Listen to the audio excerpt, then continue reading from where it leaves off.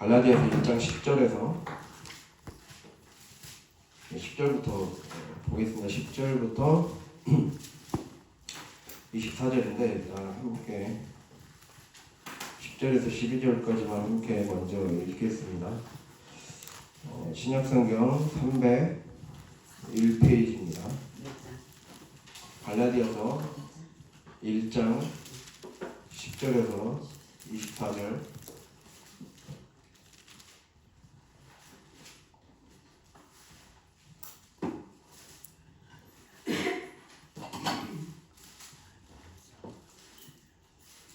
본문이 길기 때문에 10절에서 12절까지만 함께 같이 읽도록 하겠습니다.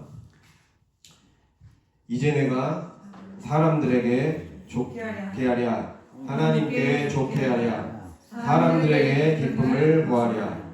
내가 지금까지 사람들의 기쁨을 구하였다면 그리스도의 종이 아니니라. 형제들아, 내가 너희에게 알게 하노니 내가 전한 복음은 사람의 뜻을 따라 된 것이 아니냐. 이는 내가 사람에게서 받은 것도 아니요 배운 것도 아니요 오직 예수 그리스도의 계시로 말미암은 것이라. 한 번만 더 읽을까요? 10절에서 12절을 다시 한번 시작. 이제 내가 사람들에게 좋게 하랴, 하나님께 좋게 하랴, 사람들에게 기쁨을 구하랴. 내가 지금까지 사람들의 기쁨을 구하였다면 그리스도의 종이 아니니라. 형제들아, 내가 너희에게 알게 하노니 내가 전한 복음은 사람의 뜻을 따라 된 것이 아니니라. 이는 내가 사람에게서 받은 것도 아니요 배운 것도 아니요 오직 예수 그리스도의 계시로 말미암은 것이라. 아멘. 네, 반갑습니다. 오랜만에 1년 만에 다시 찾아오게 되었습니다. 네, 하나님 은혜로 잘 지내다가 또 이 시간 하나님께서 은혜로 불러주셔서 말씀 강단에 또 서게 되었네요. 네, 은혜되는 귀한 시간, 이 말씀이 내 말씀으로 들려지는 귀한 시간 될 수 있기를 바랍니다. 아멘. 네, 오늘 말씀을 같이 읽었잖아요. 10절을 우리가 함께 읽었었어요. 그 끝에 부분에 그리스도의 종이 아니니라 그러잖아요. 예, 내가 사람들의 기쁨을 구하면 그리스도의 종이 아니다. 예, 제가 그리스도의 종은 누구인가라는 주제로 함께 은혜를 나누고자 합니다. 그리스도의 종, 그리스도의 종은 누구인가? 예, 오늘 말씀을 보면 우리가 이 말씀에 대해서 들어본 적이 있을 겁니다. 내가 사람들에게 좋게 하랴, 하나님께 좋게 하랴, 사람들에게 기쁨을 구하랴, 이렇게 말씀하고 있죠. 예, 이 말씀 먼저 우리가 하나하나 보면요. 좀 덥네요.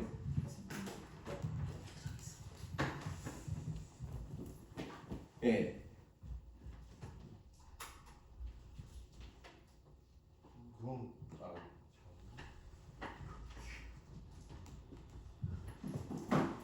예, 사람들에게 좋게 하랴, 하나님께 좋게 하랴. 여기서 좋게 하랴라는 말이 나오잖아요. 좋게 하랴.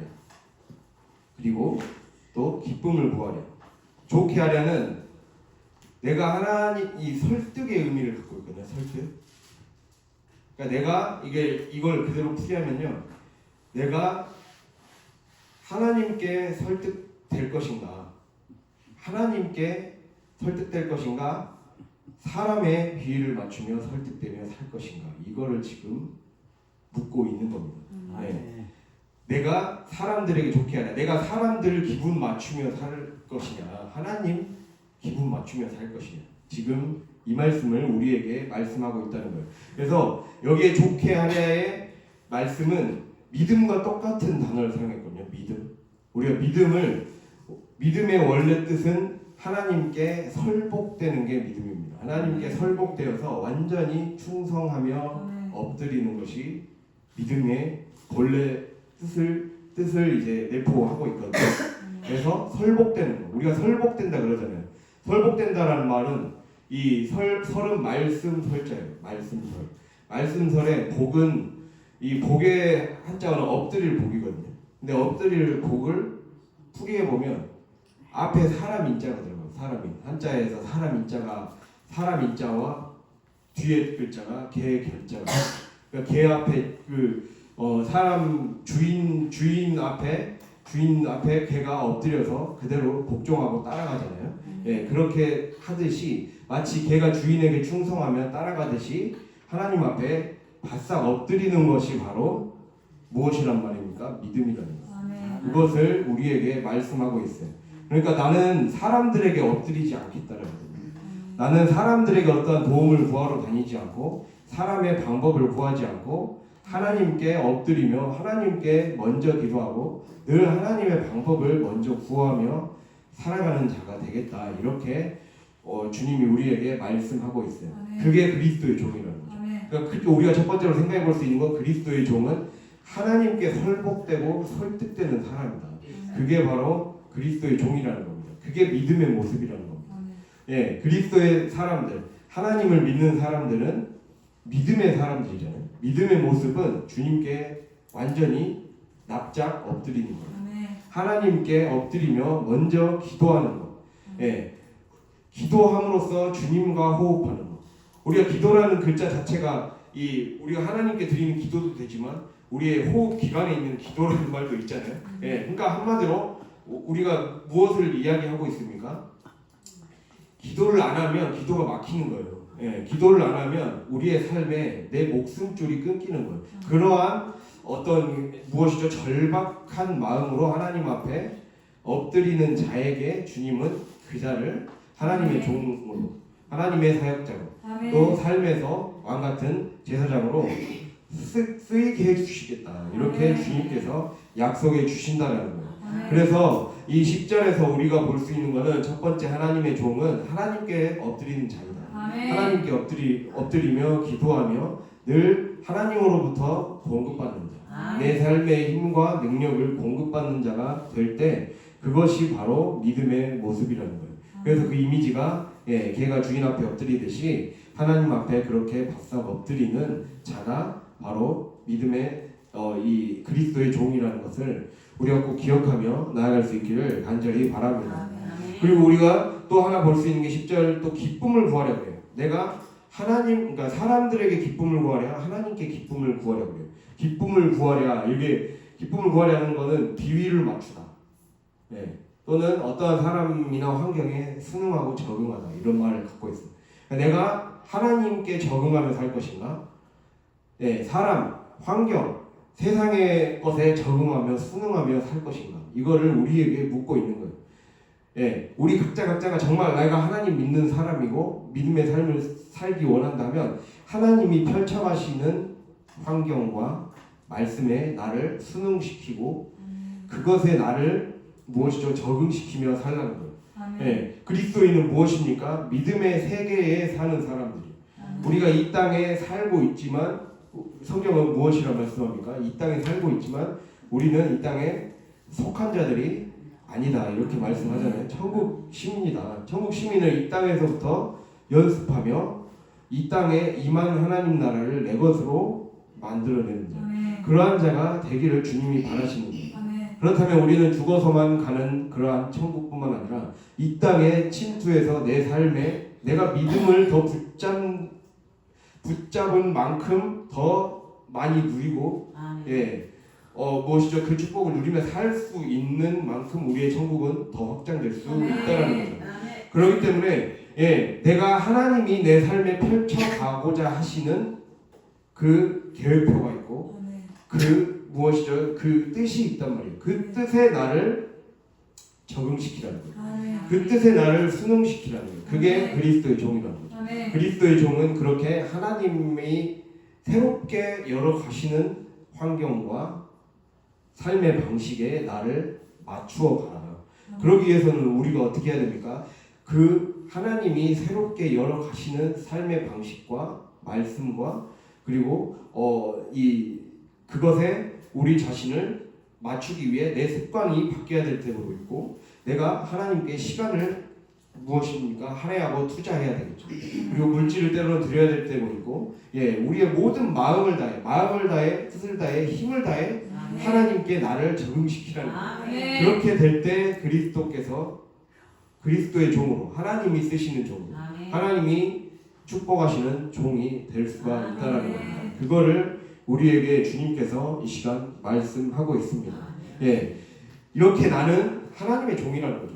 예, 바울이 우리에게 갈라디아서를 통해 바울이 우리에게 말씀하는 것, 또 하나님이 우리에게 말씀하는 것, 예, 무엇입니까? 설복해라. 하나님께 엎드려라. 그리고 내가 이끌어가는 새로운 삶의 여정으로 그것에 나를 적응시켜 가라. 이제는 하나님의 세계에 나를 수능시켜 가라라고 주님의 말씀을 붙잡고 나의 음성으로 듣고 나아갈 수 있는 귀한 시간 될 수 있기를 바랍니다. 네, 그래서 우리는 설득돼야 돼요. 하나님을 설득돼야 돼요. 내가 하나님을 내 편으로 내 말 들으라고 하나님을 믿는 게 아니라는 거죠. 예, 하나님의 말씀에 나를 적응시켜서 하나님이 열어가시는 방식의 은혜와 축복을 받아들이고 내가 그 믿음의 연단을 무엇입니까? 아멘으로 환영할 때 내 삶이 열린다라는 사실입니다. 그래서 우리는 늘 생각해야 돼요. 내가 하나님께 고집 부리면서 내 생각에 억지로 맞추려고 했기 때문에 무엇입니까? 그렇게 고집 부렸기 때문에 우리의 삶이 늘 풀리지 않고 늦어지고 광야 생활이 길어졌다는 거죠. 고집을 버리지 못했기 때문에 내가 설득되지 못했고 엎드려지는 법을 배우지 못했기 때문에 그리스도인에게 가장 중요한 그 싸움은 순종의 싸움이라는 거죠. 순종하는 싸움. 하나님을 내 편으로 하려고 하지 말고 내가 하나님 편이 되어야 된다는 거예요. 그렇게 될 때 우리의 삶이 말씀에 따라 움직여지는 삶이 될 것입니다. 그래서 우리는 꺾을 줄 알아야 돼요. 나를 꺾을 줄 알아야 돼요.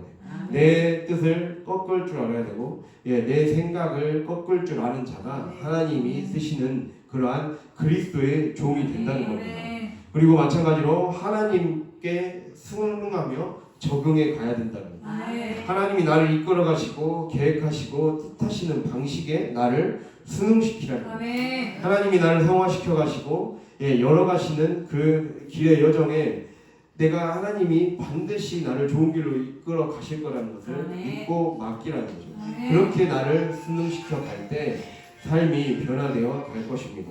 그렇게 주님께 비유를 맞추며 적응시켜 가는 자는 그 자가 바로 그리스도의 종이라는 거예요. 그래서 우리에게 갈라디아서 이 말씀을 통해 정말 그리스도의 종이 맞냐?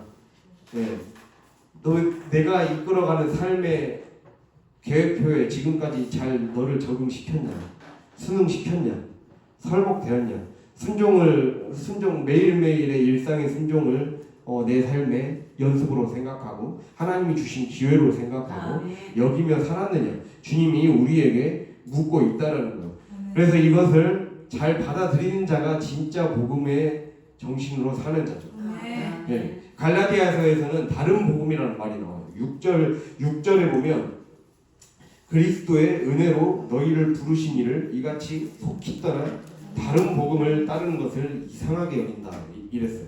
그러니까 우리의 삶은 진짜 복음이 있고 다른 복음이 있다는 거예요.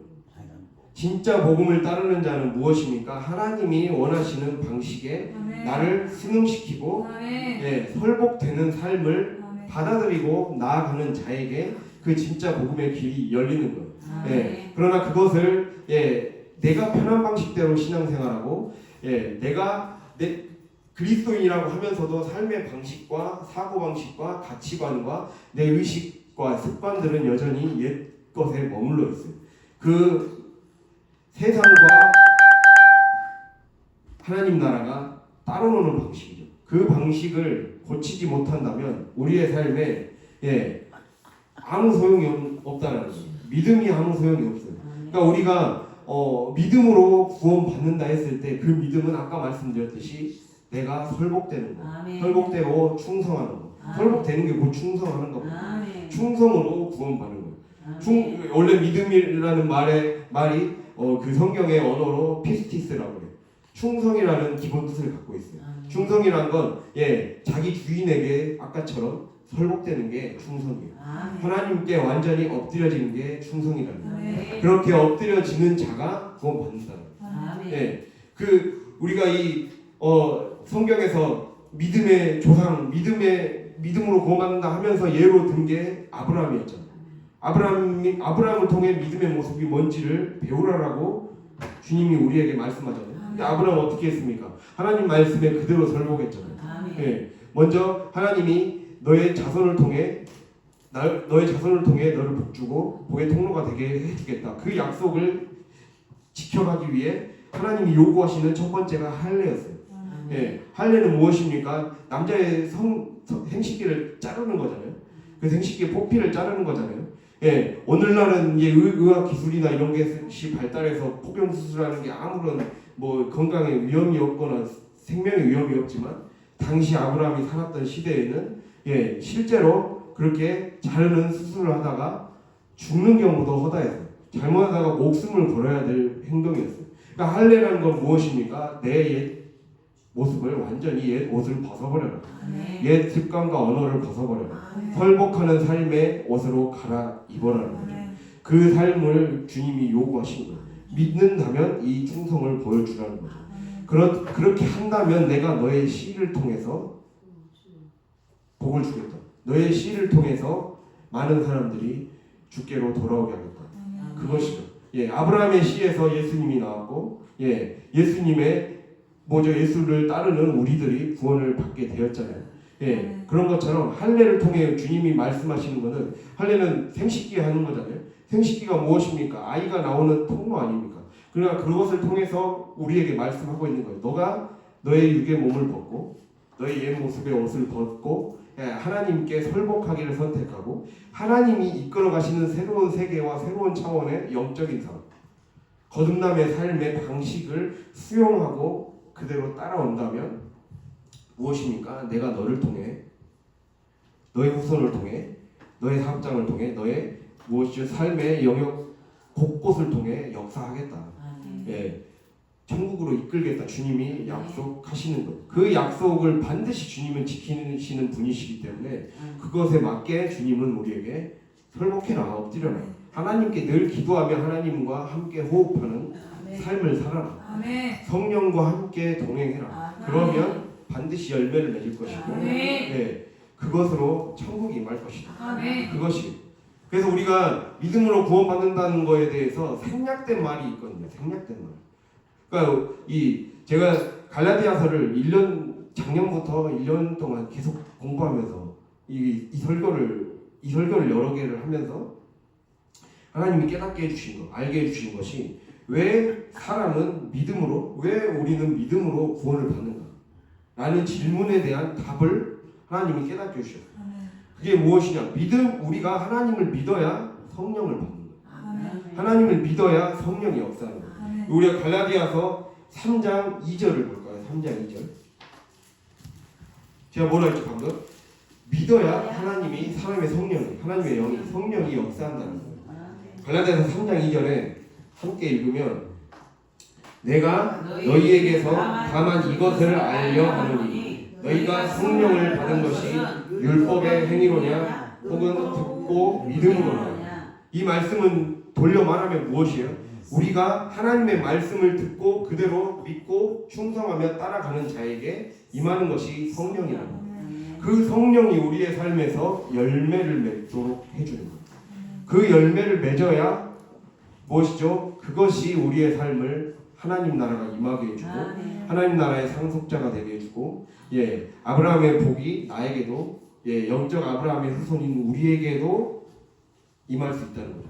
그래서 우리에게 중요한 것은 왜 사람은 믿음으로 구원받는가? 믿어야 성령이 내게 오니까. 성령 하나님이 내게 역사해서 내 삶에서 무엇이죠? 새로운 거듭남의 삶, 새로운 거듭난 자의 삶, 천국 시민의 삶을 살 수 있게 만들고, 예, 복받는 그 상속자로서의, 예, 유업에 함께 동참하는 자, 예, 그 천국의 선물을 함께 받아 누리는 자가 될 수 있는 비결이 믿음에 달려 있다. 믿어야 성령이니까. 그래서 믿음과 성령이 함께 간다는 거죠. 이거를 주님이 우리에게 말씀하고 있어요. 그래서 그리스도의 종이 된다라는 것은 내가 반드시 믿음의 모험에 나를 맡기는 거예요. 순종의 모험. 한마디로 하나님께 늘 모든 일에 바짝 엎드리면서, 예, 주님, 아까 제가 이 설복에 대해서, 믿음의 삶에 대해서 아까 바싹 엎드린다고 하면서 기도를 얘기했잖아요. 그러니까 늘 내가 기도하지 않으면 내 삶이 막힌다. 내 삶에 하나님과의 소통이 막히면 나는 죽는다. 기도를 하지 않으면 내 기도가 막힌다. 이 의식을 가지고 무엇입니까? 하나님께 매달린 자에게 주님이 늘 성령 충만으로 우리에게 임하셔서 열매 맺을 수 있도록 성령의 9가지 열매를 맺을 수 있도록 이끌어 주신다는 거예요. 그 성령의 9가지 열매가 우리의 삶에 주렁주렁 열매 맺을 때 천국의 내 것이 되고 우리의 교회의 것이 되고 우리의 사업장의 것이 될 수 있다는 사실이 그것을 믿고 나아갈 수 있는 저와 여러분이 될 수 있기를 바랍니다. 이 길이 바로 진짜 복음의 길이라는 거죠. 믿음에 나를 맡기는 삶. 믿음은 그냥 믿습니다 하고 말만 하는 것이 아니라 내가 삶으로 맡기는 것. 입으로 마음으로 믿고 입으로 시인하여 구원에 이른다. 마음으로 믿고 마음으로 내 생각으로 늘 그것을 고백하고 입으로 시인하고 삶으로 설복하며 나를 드릴 때 구원에 이르게 된다. 우리가 이것을 꼭 기억할 수 있기를 바랍니다. 그렇게 될 때 다른 복음의 삶을 더 이상은 살지 않는다는 것. 그것을 말씀하고 있어요. 우리가 그리고 또 이어서 10절 했었고 11절 보면 그래서 우리가 10절에 나는 이제 그리스도의 종은 한마디로 설복되는 자이고 하나님께 나를 적응시켜 가는 자이다. 그럼 나는 내가 어떻게 해서 이렇게 하나님께 설복할 수 있었고 엎드리는 자, 순종의 사람 그리고 주님이 이끌어 가시는 방식의 나를 완전히 맡기고 살아가는 사람이 될 수 있었냐? 11절에 말하고 있어요. 내가 전한 복음이 사람의 뜻을 따라 된 것이 아니라 나는 오직 예수 그리스도의 계시로 말미암은 것이다. 이렇게 말씀하고 있잖아요. 내가 받은 복음이 하나님의 계시로 말미암았기 때문이라는 사실이에요. 내가 전한 복음, 즉 나를 통해 전해진 복음, 나를 통해 하나님의 말씀이 나를 관통하며 나아갔을 때 무엇이죠? 내 삶에 새로운 계시의 길이 열렸다는 거예요. 새로운 계시의 길이 열림으로써 우리의 삶이 내가 믿음으로 사는 삶이 진정한 삶이었구나를 깨닫게 되었다는 거예요. 바울이 어떠한 사람이었습니까? 완전히 율법에 사로잡힌 자였어요. 율법 그 자체에 사로잡힌 자였어요. 우리가 왜 성경을 읽습니까? 이 요한복음 5장에 보면 너희가 성경을 연구하고 그곳에서 그 말씀을 봄으로써 영생을 얻기를 원한다. 하나님 나라를 누리기 원하고 축복을 누리기를 바라지만 그 성경은 사실 나를 가리키고 있다. 예수 그리스도를 가리키고 있다. 말씀했어요. 그러니까 우리에게 중요한 건 말씀을 통해 무엇을 만나야 됩니까?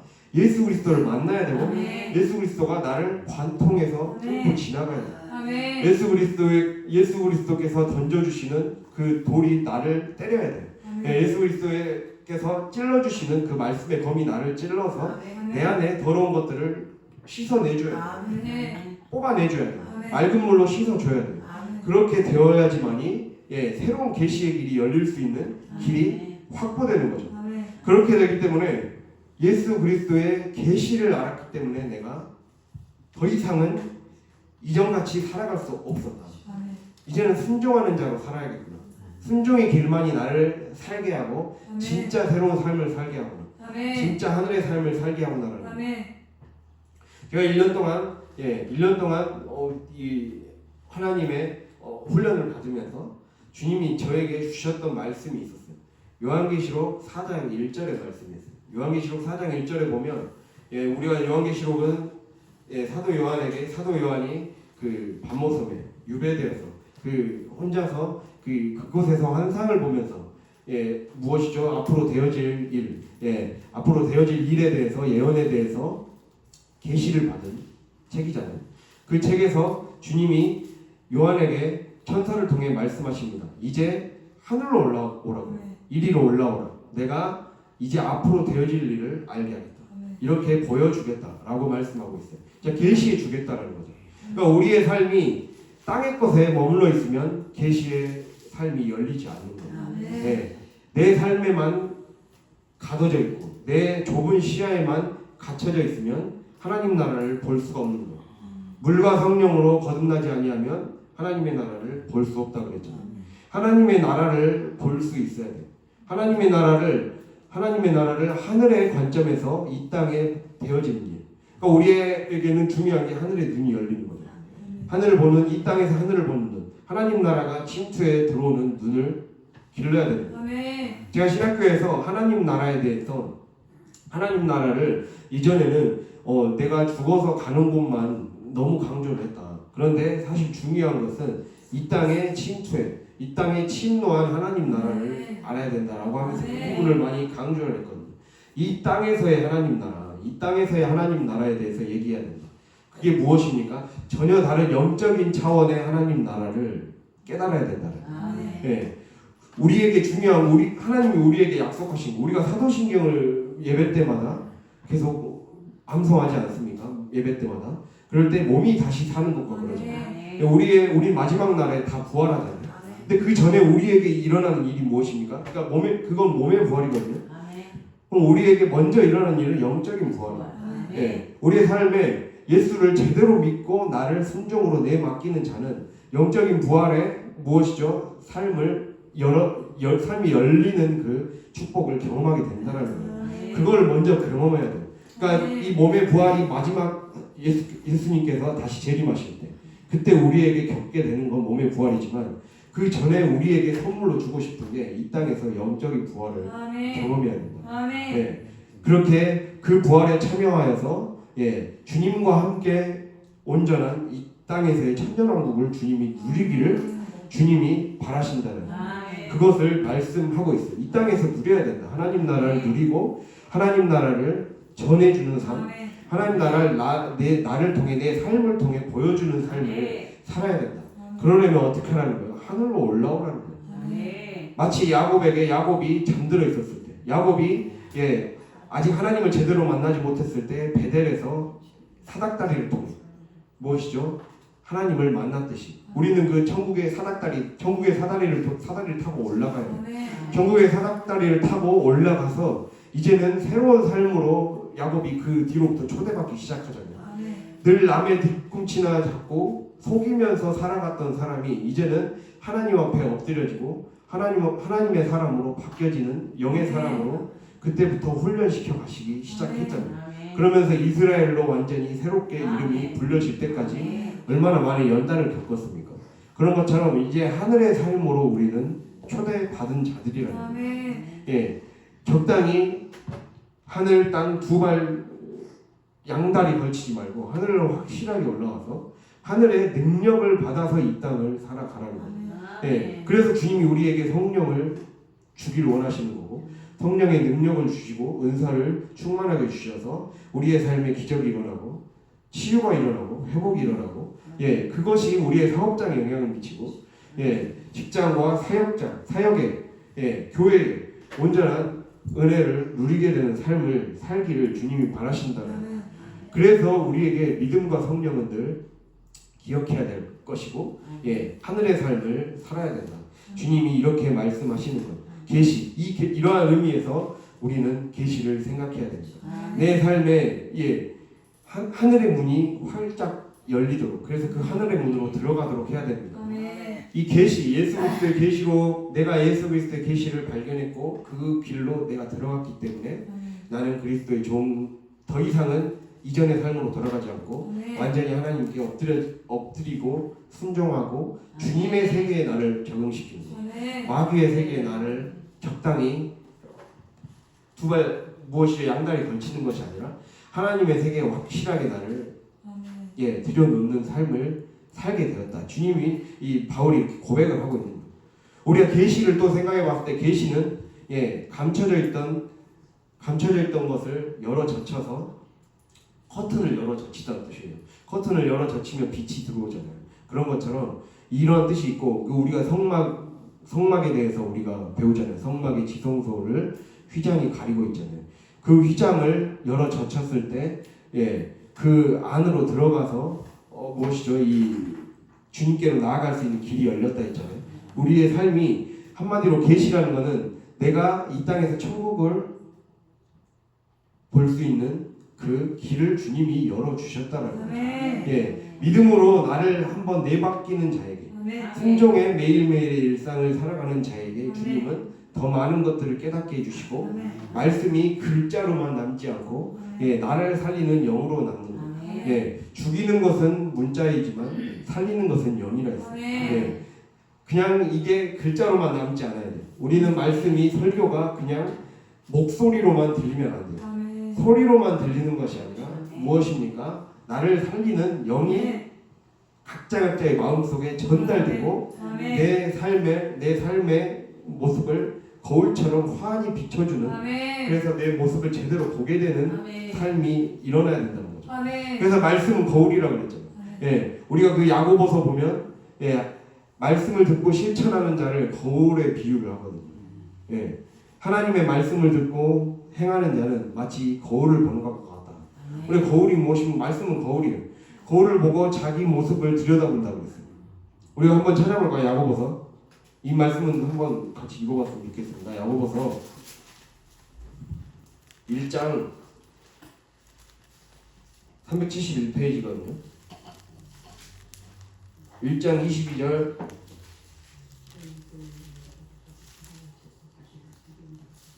네, 1장 22절부터 함께 읽겠습니다. 371페이지입니다. 1장 22절. 너희는 말씀을 행하는 자가 되고 듣기만 하여 자신을 속이는 자가 되지 말라. 누구든지 말씀을 듣고 행하지 아니하면 그는 거울로 자기의 생긴 얼굴을 보는 사람과 같아서 제 자신을 보고 가서 그 모습이 어떠했는지를 곧 잊어버리거니와 자유롭게 하는 온전한 율법을 들여다보고 있는 자는 듣고 잊어버리는 자가 아니요 실천하는 자니 이 사람은 그 행하는 일에 복을 받으리라. 아멘. 말씀에 대해서 얘기하자면 말씀이 우리의 삶에 내가 글자로만 남지 않고 성령의 역사로 일어나고 우리의 삶을 변화시키는 것이 되려면 말씀은 거울이라고 생각해야 된다는 거예요. 말씀을 거울이라고 하면서 자기의 생긴 얼굴을 보는 사람과 같다 했어요. 그러니까 말씀을 듣고 행하지 아니하는 사람은 거울을 봤는데도 제 자신이 어떻게 됐는지를 잊어버린다 했어요. 그러니까 거울을 보면, 거울 왜 봅니까 우리가? 얼굴에 묻은 얼룩을 보려고 하죠. 그 얼굴을 보아서 그 얼룩을 지워내야 되고, 그 안에 깨끗하게 화장할 건 화장하고, 무엇입니까? 더러운 것들은 뭐 코털도 뽑아내고 면도도 하고, 그래서 깨끗하게 단장하려고 우리가 하는 거 아닙니까? 그런데 거울을 보고 잊어버린다는 거예요. 한마디로 말씀을 통해 자신을 깨닫고 회개하라는 거예요. 회개해서 그리스도께서 내 삶을 마음껏 이끌어 가실 수 있도록 설복될 수 있는 사람으로 준비시키는 거예요. 말씀을 그렇게 준비시키는 자가 곧 말씀을 듣고 행하는 자다. 우리가 중요한 것은 어떠한 도덕적인 어떠한 것들을 착하게 사는 것, 우리 알고 있잖아요. 착하게 살아서 구원받는 것이 아니라 내 자신이 무엇이죠? 하나님의 영이 내 삶에 없으면, 영이 죽어 있으면 그것이 곧 죄인이에요.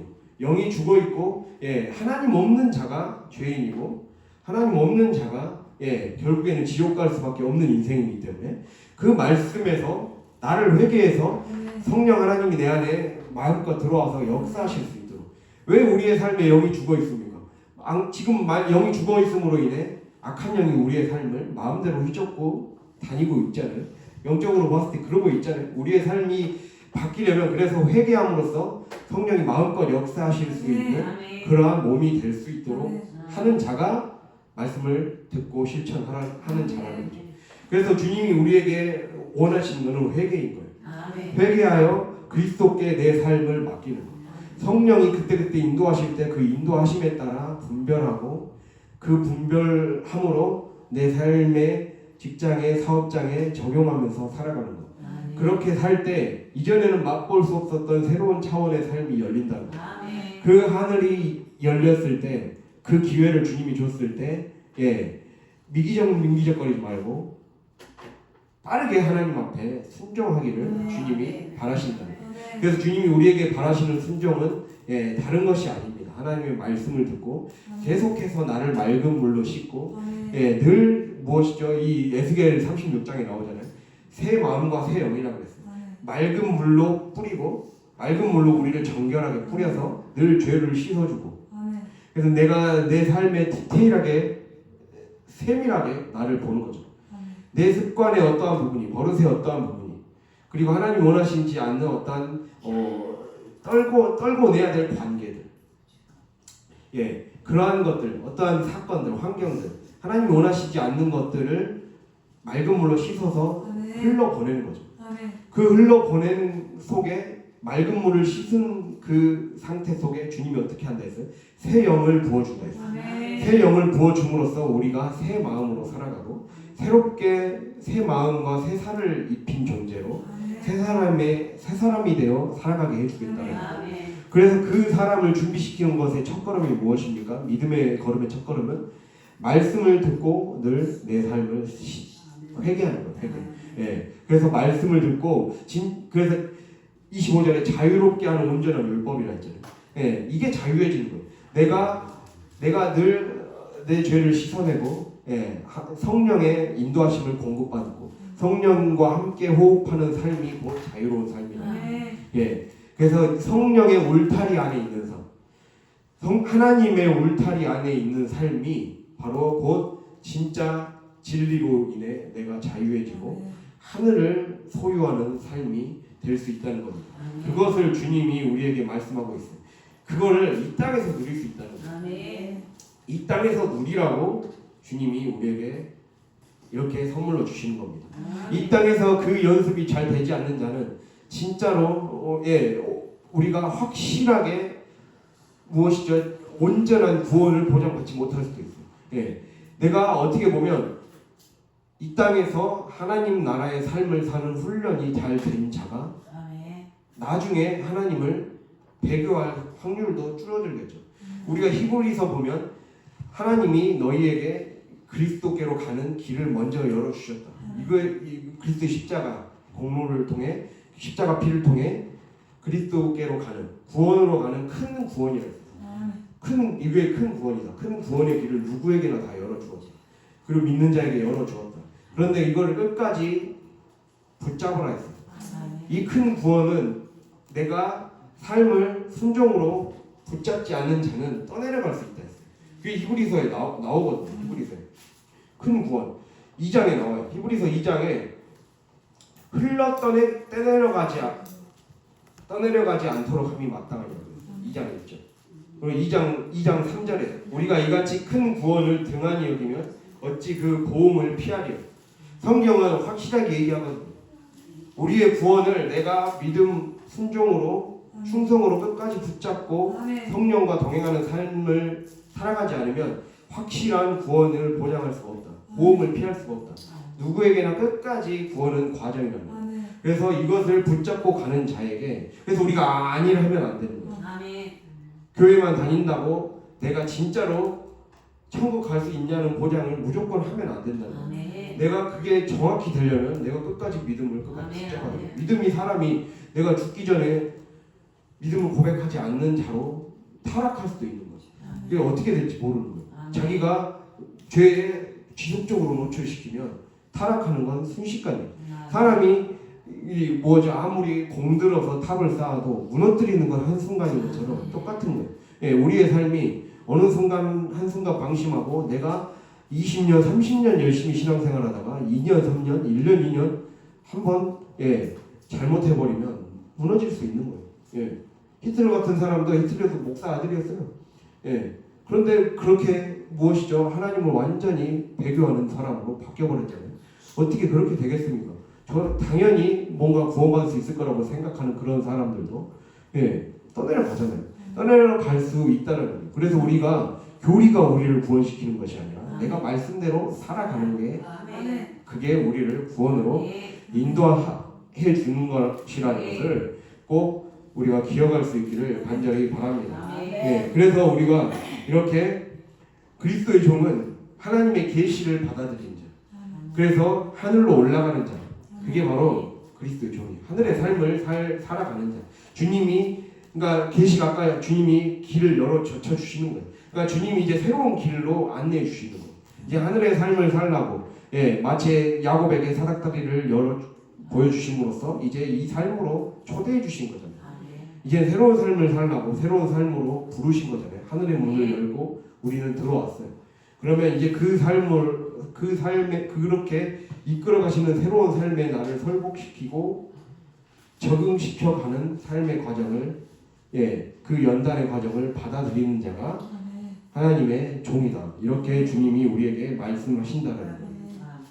그래서 우리가 이 삶에 우리를 맡길 수 있어야 됩니다. 그럴 때 하나님의 섭리가 우리의 삶에 하나님의 역사가 충만히 임하게 될 것이라는 거예요. 그리고 우리가 다시 갈라디아서를 1장을 다시 펴서 보면 그래서 제가 12절까지 나갔거든요.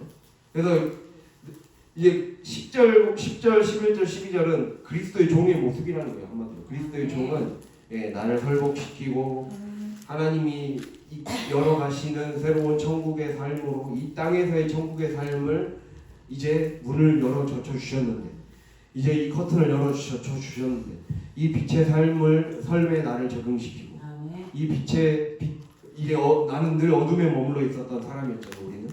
그러나 이제 새로운 빛이 비춰짐으로써 처음에는 그 어둠에 익숙했던 우리가 빛이 비춰지자 적응하지 못했지만 나를 계속 적응시켜 감으로써 이제 성령과 함께 호흡하는 삶에 나를 적응시켜 설복시켜 갔다면 그 삶을 내가 살아간 그렇게 하나님의 부르심을 받은 과정을 13절부터 설명하고 있거든요.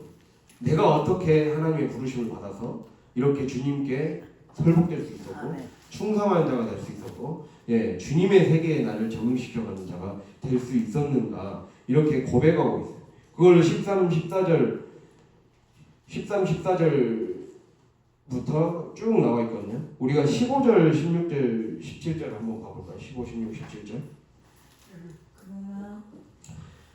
그러나 내 어머니의 태로부터 나를 택정하시고 그의 은혜로 나를 부르시니가 그의 아들을 이방에 전하기 위하여 그를 내 속에 나타내시기를 기뻐하셨을 때에 내가 곧 혈육과 의논하지 아니하고 또 나보다 먼저 사도된 자들을 만나려고 예루살렘으로 가지 아니하고 아라비아로 갔다가 다시 다메섹으로 돌아갔노라. 아멘.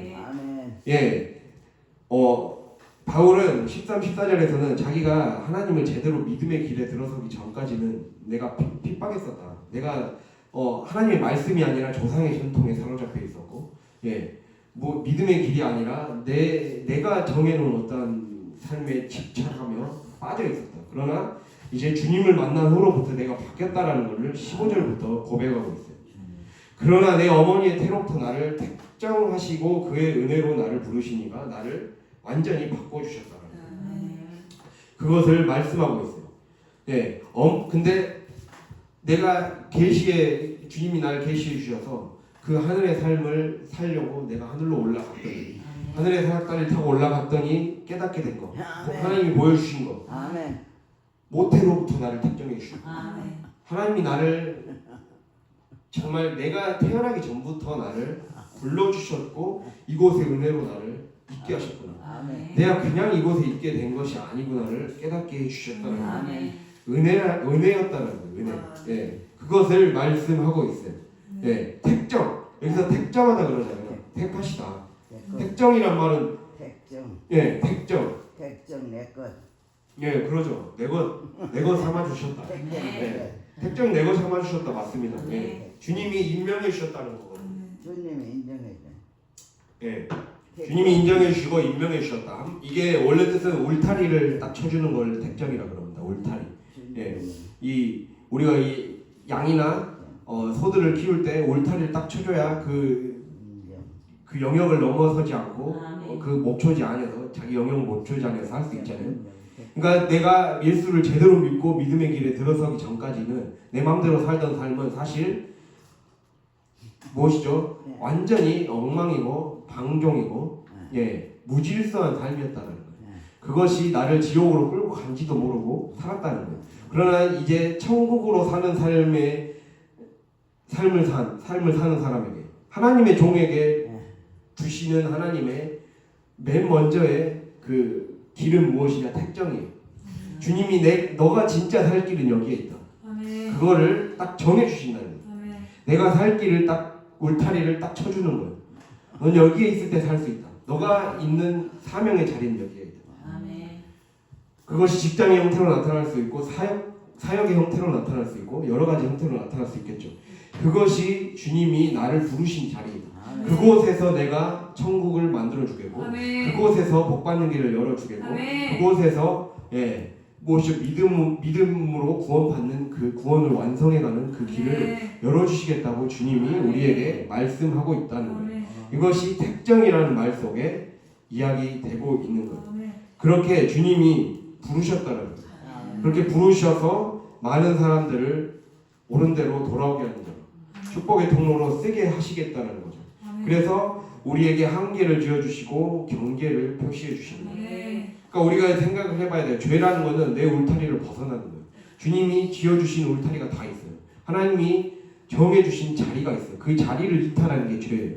자리를 이탈하는 것이 곧 죄이고, 그것이 하나님이 원하시지 않는 그 부정한 자의 모습이라는 거죠. 그래서 우리가 주님이 원하시는 경계, 그 울타리 안에 있을 때 우리의 삶이 행복할 수 있고, 우리의 삶이 진짜 천국이 되고, 그것이 하나님이 그리스도의 종, 그리스도의 종은 누구인가 그랬잖아요. 그게 바로 그리스도의 종이다. 주님이 정해주신 울타리 안에 있는 자, 주님이 원하시는 그 자리 안에 머물러 있는 자. 그래서 그 자리를 최선을 다해서 가꾸는 자. 그거에서 열매를 남기는 자가 돼야 돼. 주님 우리에게 달란트를 주셨고, 주님 우리에게 무엇인가, 각자에게 몫을 주셨어요. 몫을.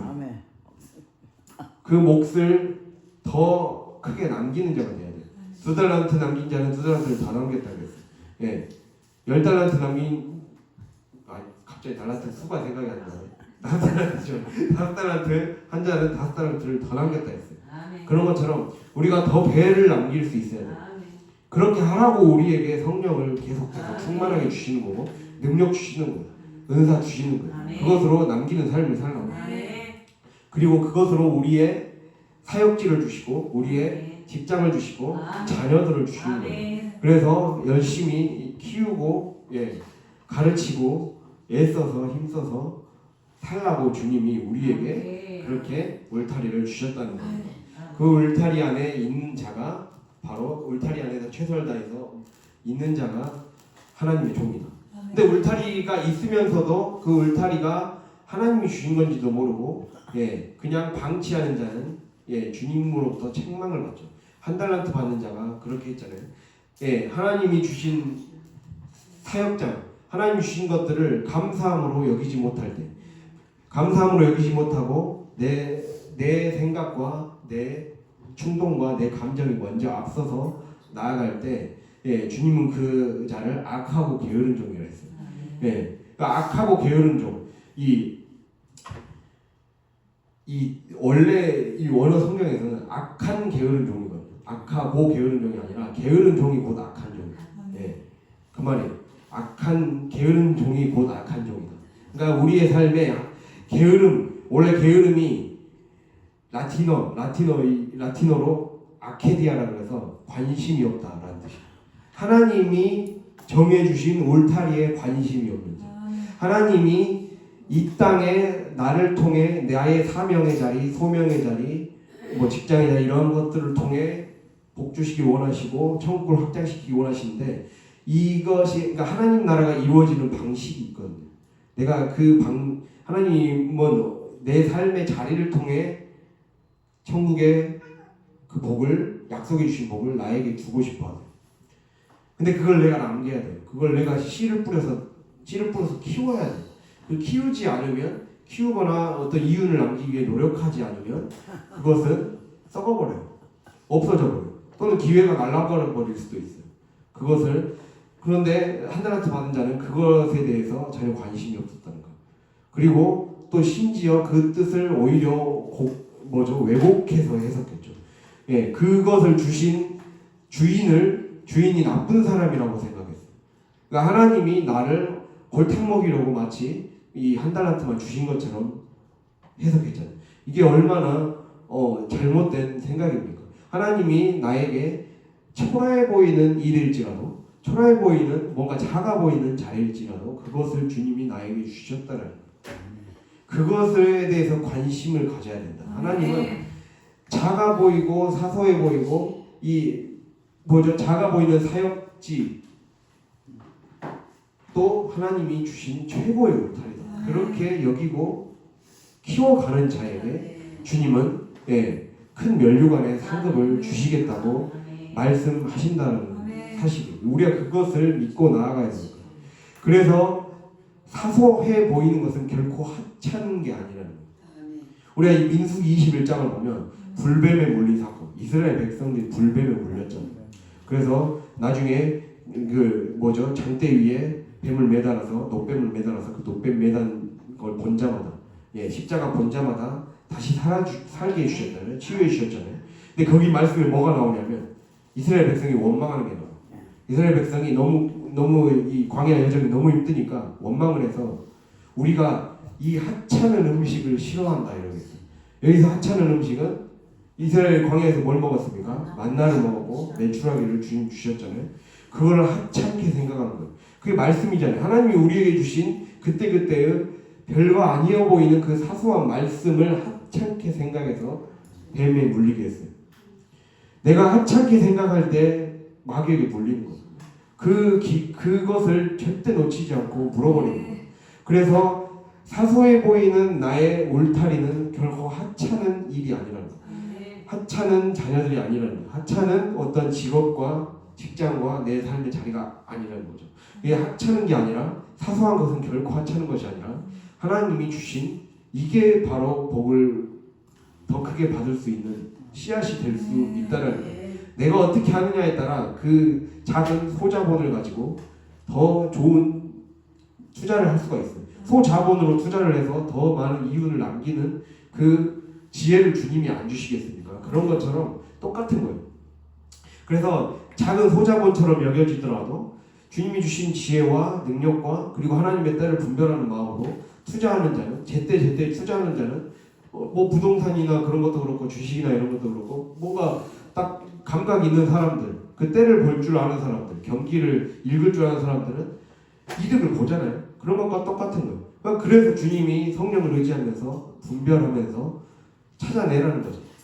그래서 그 울타리 안에서 찾아내야 된다는 거예요. 주님이 나에게 주신 머리 안에서 찾아내야 되고, 자녀들 안에서 찾아내야 되고, 나의 삶의 자리를 통해 찾아내서 그것을 천국으로 만드는 이 약간 체력 단련 같이 그 연습을 자꾸 머리를 굴리고 생각을 굴리고 어떻게 사는 삶이 하나님이 기뻐하시는 삶일까 생각해 보라는 거예요.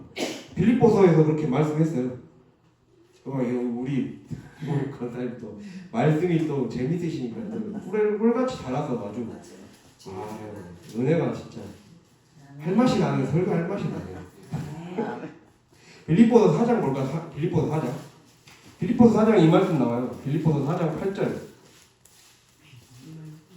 321페이지.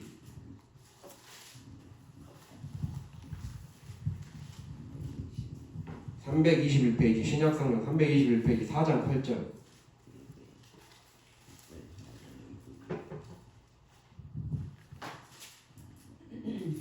함께 읽겠습니다. 끝으로 형제들아 무엇에든지 참되며 무엇에든지 경건하며 무엇에든지 오르며 무엇에든지 정결하며 무엇에든지 사랑받을 만하며 무엇에든지 칭찬받을 만하며 무슨 덕이 있든지 무슨 기림이 있든지 이것들을 생각하라. 아멘. 이 말씀은 무슨 말이냐? 하나님, 내가 어떻게 사는 삶이 하나님이 주신 울타리를 어떻게 해서 잘 천국으로 만들 것인가를 잘 생각하고 기도하고 주님으로부터 답을 얻으라는 거예요. 앞뒤절이 다 기도에 대해서 나와 있거든요. 아무것도 염려하지 말고 기도해라. 나와 있잖아요. 4장 10절에 우리가 유명한 말씀. 모든 지각에 뛰어난 하나님의 평강이 너희 마음과 생각을 지키시리라. 아무것도 염려하지 말고 기도하고 아뢰라. 그리고 9절에 내게 배우고 받고 듣고 본 바를 행하라. 그러니까 이 말씀 무엇인가? 6, 7절에 기도하라는 거예요. 걱정하지 말고 하나님께 맡기고 내 삶의 울타리 안에서 기도해라. 기도할 때 기도하면서 내 삶의 울타리에서 생각을 하라는 거예요. 내가 어떻게 해서 이거를 5달란트 더 남긴 사람처럼 남길 것인가를 생각하고 어떻게 내 말을 바꾸고 내 행동을 바꾸고 내 습관을 바꾸고 내 삶의 어떤 시간을 어떻게 투자하고 선용하고 살 것인가를 생각하라는 거예요. 자꾸 생각해서 그것대로 살아간다면 그 말씀대로 살아간다면 너희의 삶에 놀라운 은혜가 임하고 아멘. 그게 바로 천국의 복을 아멘. 남기게 해주겠다는 거예요. 아멘. 이게 그리스도의 종의 삶이라는 거예요. 그리스도의 종은 이렇게 사는 거라는 거예요. 아멘. 예, 완전히 이 땅 안에서 어떻게 천국을 만들 것인가에 우리의 목표를 삼고, 아멘. 예, 그렇다면 내 삶에 그 주님이 던져준 씨앗과 재료 안에서 어떻게 키워낼 것인가를 자꾸만 생각하고 묵상하고 연구하고 아멘. 골몰해라. 주님이 그것을 말씀하신다는 겁니다. 이거를 잘 지켜낸 자에게 주님이 놀랍도록 우리에게 역사해 주십니다. 그게 바로 하나님을 믿는 자의 삶, 믿음의 삶, 하늘로 올라간 자의 삶, 아멘. 예, 그런 하늘의 사람의 삶을 살 수 있게 된다는 겁니다. 저와 여러분이 그렇게 다 살 수 있기를, 그렇게 주님께 인도받는 은혜의 사람이 될 수 있기를 간절히 바랍니다. 아멘. 그래서 우리가 말씀으로 본문으로 들어가면 갈라디아서에서 그렇게 했거든요. 그래서 이렇게 택정하신 어머니의 태로부터 나를 그렇게 택정하셔서 울타리에 집어넣어 주신 하나님에 대해서 제가 얘기했고, 그 다음에 16절에 그의 아들을 이방에 전하기 위하여 그를 내 속에 나타내시기를 기뻐하셨을 때에 내가 곧 혈육과 의논하지 않았다. 예, 제가 아까 말씀드렸듯이 우리의 삶에 이제 천국을 만들어가고 이 울타리를 하나님의 나라로 꾸며가기 위해서 중요한 거는 혈육과 의논하지 말라는 거예요. 그러니까 사람의 방법을 취하지 말라는 거예요. 늘 성령이 원하시는 방식대로 생각하고, 예, 그것에서 답을 찾을 수 있도록 나아가라라고 주님이 우리에게 말씀하고 있어요. 그래서 은혜가 나를 완전히 지배할 수 있도록, 은혜의 방식, 믿음의 방식, 하늘나라의 방식대로 살아갈 수 있도록 혈육과 의논하지 말고 하나님과 의논하는 삶을 살아가라고 주님이 말씀하고 있어요. 그래서 바울이 선택했던 거는, 바울이 지금 자기가 다메섹 도상에서 하나님을 만났잖아요. 예수님을 극적으로 만났잖아요. 그리고 나서 3일의 그 시간을 가지고 다시 눈을 뜨고 나서 주님의 부름을 받고 자기는 무엇입니까? 하나님의 부름을 받았을 때 먼저 17절에 먼저 사도된 자들을 만나려고 예루살렘으로 가지 아니하고 아라비아로 갔다 그랬어요. 이방 땅으로 갔거든요. 그러니까 아라비아로 갔다는 건 사막지대로 갔다는 거거든요. 사막으로 가서 하나님과 먼저 독대하면서 주님과 혈육과 의논하지 않았다. 나는 혈육과 의논하지 않았다. 그러니까 사도들은 무엇입니까? 예수님의 직접적인 인정을 받는 사람들이잖아요. 사람들의 인정을 먼저 받으려고 하지 않았다는 거예요.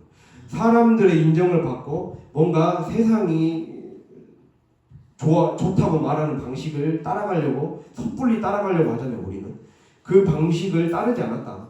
나는 광야로 가서 하나님과 먼저 독대하면서 하나님이 나에게 원하시는 그 울타리를 발견하려고 했었고, 그것을 어떻게 갖고 갈까를 주님과 씨름하면서 만났다. 그래서 그랬더니 주님은 나에게 예루살렘으로 먼저 가지 말고 이방 땅으로 가서 먼저 복음을 전하라고 한 거예요. 다메섹으로 다시 가서 복음을 전하라고 했던 겁니다. 이스라엘 땅이 아니었잖아요. 다메섹은 이스라엘 땅이 아니었어요. 그 땅으로 먼저 가서 복음을 전하라고 주님이 그 말씀을 듣고 순종해서 갔다는 거죠. 그래서 그 시간들, 하나님, 이게 바로 혈육과 의논하지 않는 거.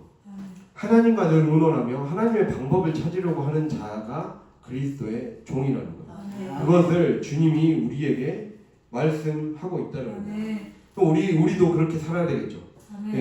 그래서 그것을 하려고 그냥 움직이지 않았어요. 늘 급하게 내가 마음의 조급증, 우리에게 중요한 건 하나님 우리에게 자주 시키는 훈련 중에 하나가 인내의 훈련이에요.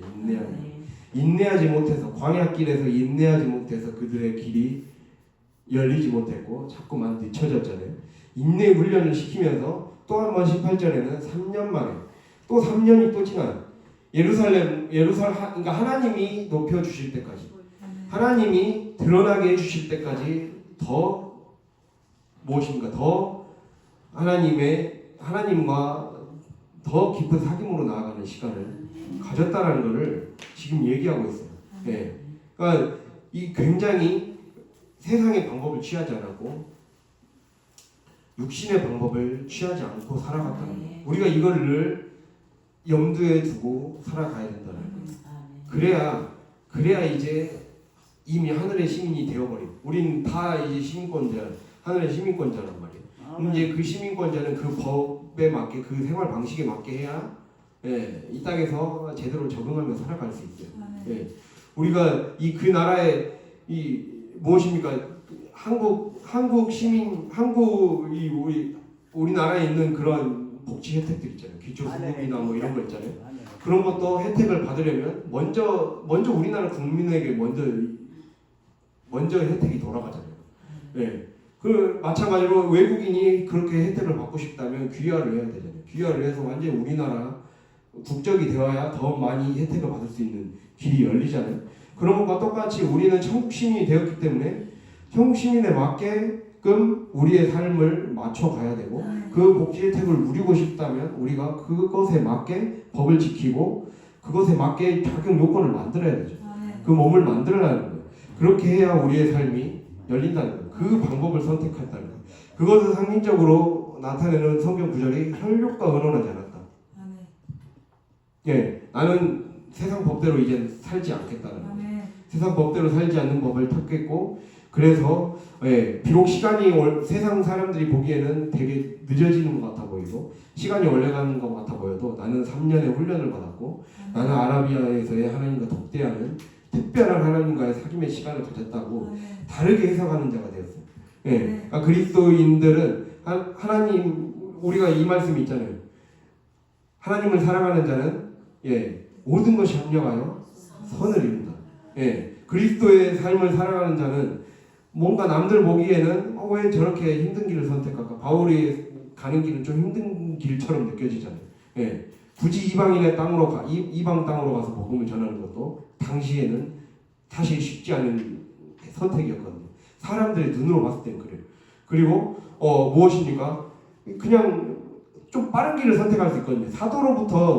사도들에게 12 제자들에게 먼저 가서 나 이렇게 주님 만나서 변화됐다를 딱 간증 설교 딱 해갖고 바울 안 그래도 이 학문도 뛰어나고 그래서 딱 말을 해서 인정받으면은 이 홍보 효과가 엄청나지 않겠습니까? 금방 전도가 될 것 같은데 그 방법을 하나님이 또 선택 안 했다는 거예요.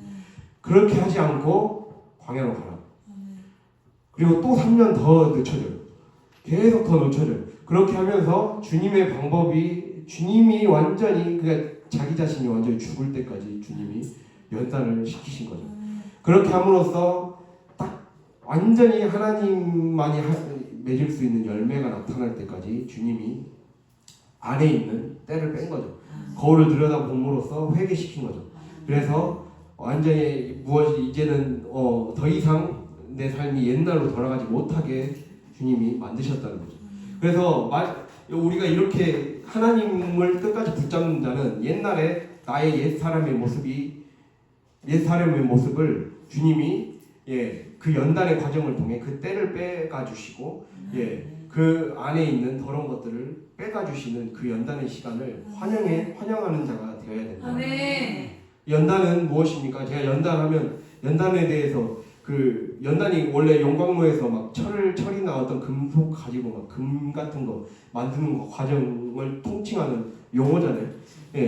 그 먼저는 그게 재련이에요. 재련. 그러니까 불순물을 빼는 게 제거할 때 그러니까 불순물을 빼가는 거죠. 우리 안에 있는 불순물이 너무 많으니까 불순물을 빼가는 거고 불순물을 빼고 나면 계속해서 불에 달구면서 때려줘야 되잖아요. 단련시키는 거죠. 단련시키고 나서 그 단련한 걸 가지고 이제 무엇인가 쓸만한 그릇이나 물건을 만들기 위해 더 이제 때리고 더 다듬어 가잖아요. 그게 숙련이잖아요. 재련, 단련, 숙련. 그리고 그 숙련이 된 자가 이제 세련된 그릇이나 그걸로 만들어지는 거죠. 재련, 단련, 숙련, 세련. 세련된 존재, 세련된 신앙이. 우리 세련된 사람이 돼야 되잖아요. 교양 있는 그리스도인이 돼야 되잖아요. 그렇게 되려면 재련이 필요한 거예요. 우리 안에 재련이 필요하고 계속해서 하나님 말을 안 듣는 이 못된 유전자를 좀 매를 맞아야 살잖아요. 매 맞을 부분들은 필요하다는 거예요. 그래서 정신을 바짝 차리고 살 수 있도록 만들려는 거예요. 그것이 어느 정도 단단해지면 이제는 그것이 아파요가 되는 것이 아니라 아 이게 좋은 것이었네요가 되는 거죠. 그때 이제 숙련이 되겠죠. 그러다 보면 우리의 삶이 이제 아 이게 사람이 정말 멋있어졌네라고 사람들에게 오히려 믿지 않는 사람들에게 그 평가를 또 들을 수 있는 자가 될 수 있다는 거예요. 그러한 세련된 그리스도인이 우리가 되기를 소망해야 된다는 것입니다. 아멘. 그걸 주님이 우리에게 말씀하고 있어요. 그 사람으로 만들려고 주님이 그렇게 바울의 영안을 열어 가셨고 내가 이렇게 살면 안 되겠구나. 내가 예전의 삶을 내가 그냥 단순히 진리를 지식적으로만 깨달았다고 다가 아니구나. 예, 유대교가 잘못됐고 예수 그리스도가 진짜 구주이고 메시아임을 알게 된 것만으로는 안 되겠구나. 내가 재련되어야 되고 단련되어야 되고 예, 숙련되어야 그래서 세련된 존재가 되어야 이 진리가 진짜로 삶에서 열매를 맺겠구나. 내가 지식만으로는 안 되구나. 그거를 깨달았던 거예요. 그래서 바울을 더 연단시키고 더 단련시킨 거죠. 그러한 삶을. 그래서 바울의 영안을 여시기 위해 주님은 단순히 처음에 3일의 금식 기간을 줬을 뿐만 아니라 3년의 단련 기간도 또한 주셨다는 거예요. 그렇게 여러 가지 뭔가 밤과 같은 시간, 왜 이렇게 하나님의 쓰임 받는 시간이 길어질까? 왜 우리 가정과 직장과 사업장이 열리는 기간이 왜 언제 우리 가정의 경제가 풀릴까? 이러한 고민들 속에는 사실 아직 재련되지 못했구나. 내가 아직 재련되지 못한 부분이 있었기 때문에 그랬구나. 그러니까 그것들을 잘 생각하라는 거죠. 아까 생각하라는 게 내가 그리스도의 뜻대로 살고 싶고 울타리를 잘 갖고서 이걸 천국으로 만들고 싶다면 내가 아직 재련되지 못했던 부분들이 있었기 때문에 시간이 늦춰지고 길어졌구나. 그걸 깨달으라는 거죠. 그래서 내 육신의 정욕도 죽이고 안목의 정욕도 죽이고 내 교만한 이생의 자랑의 부분도 죽어가고 믿음으로만 살 수 있는 그 몸으로 내가 만들어져 가는 거죠. 그래서 성령으로 내가 믿음으로만 맡길 수 있는 내 몸으로 되어야지만 이 구원받는 거예요. 그러니까 우리가 믿음으로 구원받는다는 말 속에는 되게 너무 말은 쉽게 하는데 그 믿음으로 되기 위해 내 육을 죽이는 거잖아요. 육을 죽이는 거. 나의 때를 완전히 빼는 거잖아요. 그 시간에 것을 통과하는 자가 그 구원을 받는 거죠. 그래서 이 힘들 수 있겠지만 무엇입니까? 우리의 삶이 그렇게 맡겨졌을 때 열리게 되는 그 길은 말로 표현할 수 없을 만큼 우리의 삶에 하나님 기쁨을 주시고 평안을 주시고 은혜를 주신다라는 거예요. 그래서 그 은혜 때문에 이 단련의 과정을 버틸 수 있고 나아갈 하나님만 바라보고 나아갈 수 있다라는 사실입니다. 그래서 우리 이 바울을 그렇게 날카롭고 단단하게 연단해 가고 훈련해 갔던 이 3년의 기간처럼 우리도 이 환난의 시간들을 인내로 통과한 자가 연단의 사람이 되고 그 연단의 모습을 사람들이 보며 소망하게 되는 거죠. 아 저렇게 살았더니 진짜 복을 주는구나. 하나님의 복을 주셨구나. 진짜 저게 천국의 모습이구나. 나도 저렇게 살아야지. 도전 주는 사람이 되어야지. 그러한 사람이 우리 여기 모인 모두가 될 수 있기를 간절히 바랍니다. 주님이 그것을 바라신다는 사실입니다. 그래서 우리가 이러한 부분들을 주님이 우리에게 말씀하고 있어요. 그래서 오늘 이 말씀들을 우리가 되새겨 볼 수 있기를 바랍니다. 내가 정말 제대로 복음대로 살고 그리스도의 종이 되려면 주님께 설복되어야 됩니다. 하나님의 세계에 적응시켜야 됩니다.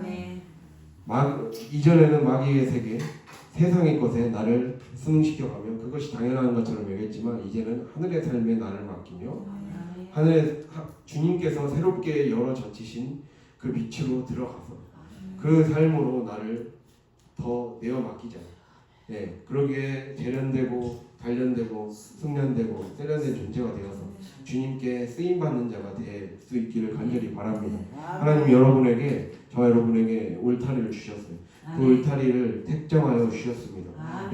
이것들을 정말 잘 가꾸어서 더 많은 열매를 맺는 그러한 삶이 될 수 있기를 바랍니다. 혈육과 의논하지 않았던 바울처럼 세상의 방식대로 살아가는 이전의 삶의 방식은 이제는 버리고 하늘의 방식을 선택하고 또 사소해 보이는 내 삶의 자리들을 하찮게 여기지 않는 저 여러분이 됐을 때 주님이 놀랍게 써주시는 바울을 쓰셨던 것처럼 우리 각자 모두도 쓰임 받는 자가 될 것입니다. 그렇게 살아가는 저 여러분이 될 수 있기를 간절히 바랍니다. 찬양하며 우리가 기도로 나아가겠습니다.